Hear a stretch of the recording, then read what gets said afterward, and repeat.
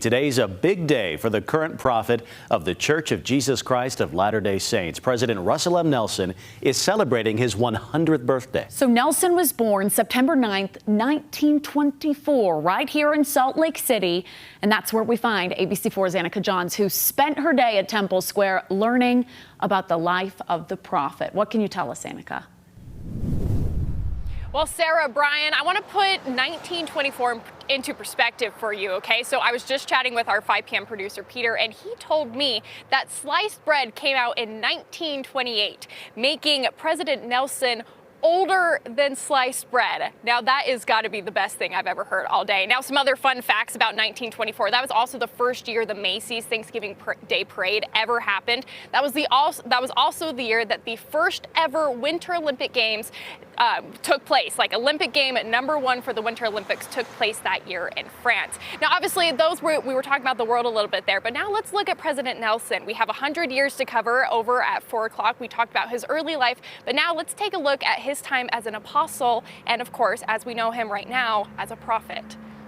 Saturday of April Conference of '84 has been circled on our calendar for many years.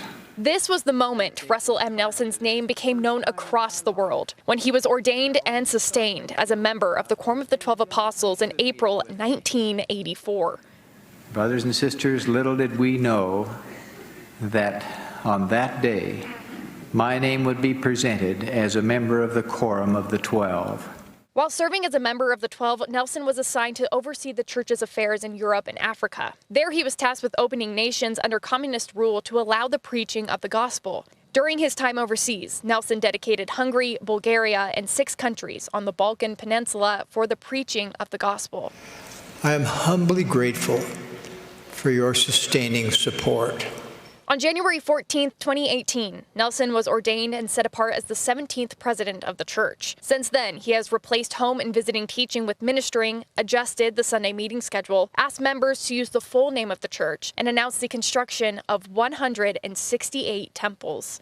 That is why we are doing all within our power, under the direction of the Lord, to make the temple blessings more accessible to members of the church. As the clock began ticking down on his 100th birthday, Nelson said instead of physical gifts, he wants members to spread the love of Jesus Christ by reaching out to the one person in need, to be like the shepherd who had 99 sheep safe, but went searching for the lost one.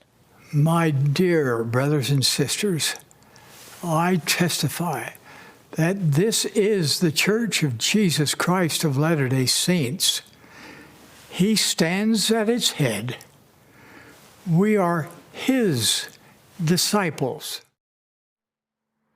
Now, of course, in celebration, the church is currently putting on a broadcast that is going over Nelson's life and celebrating with music and just talks and speeches from some of his friends and close family members. Now, if you're interested in joining in on that celebration, you can visit our website at abc4.com, where a direct link will take you to that broadcast if you're wanting to join in on that celebration. Now, I might go get some sliced bread now. I feel like that's the proper way to celebrate President Nelson's birthday. So for now, I'll send things back over to you, Brian and Sarah.